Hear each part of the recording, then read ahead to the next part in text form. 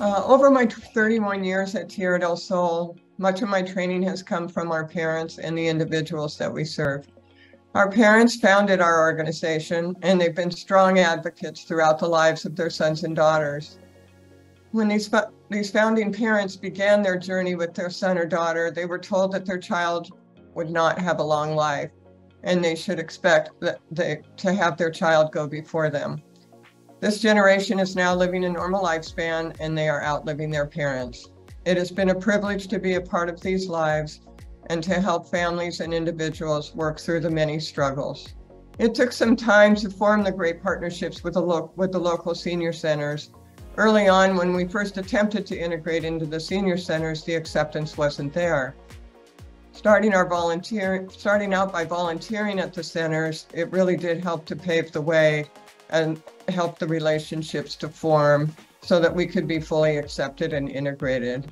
Tierra also offered trainings like sensitivity training to the staff at the senior centers to help them see older adults with IDD in the same way that they see their non-disabled seniors. And we worked with R&D transportation and rideshare companies to drop off and pick up at the senior centers in order to provide fully integrated days in keeping in line with HCBS regulations.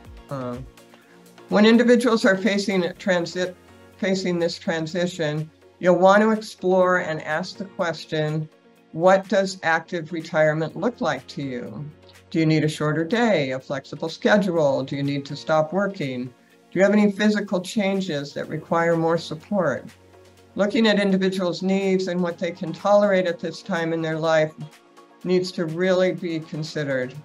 Fitting into the system and having a typical program or workday, getting up at 5:30 or 6 may not work for them any longer. This is an area where we really need to think outside the box, allowing them to have the supports they need for a flexible schedule. Now we will talk a little bit about life planning.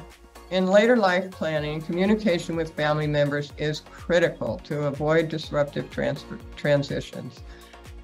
We have to be prepared to have these sensitive and hard conversations. Because individuals with IDD are now living longer, systems and services are currently underprepared to assist the individuals and their families in identifying their upcoming needs and the challenges facing this population in the future. Life planning should include siblings, parents who will face a time when the parent can no longer care for their loved one. This can create a crisis in the family if plans are not in place.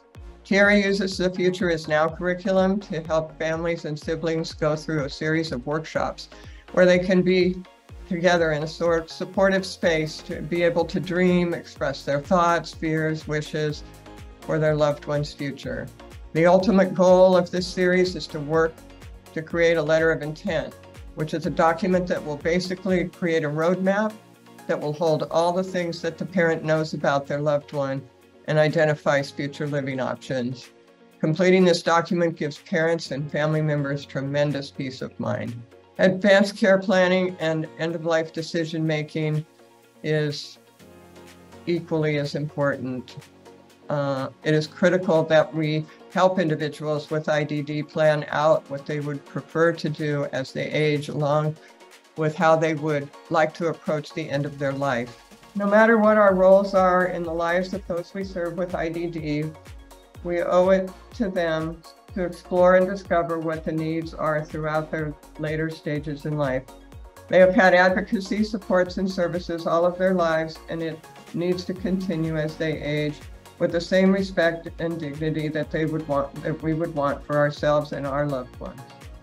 Until there is more training and more services, we all need to be able to go above and beyond to ensure their quality of life.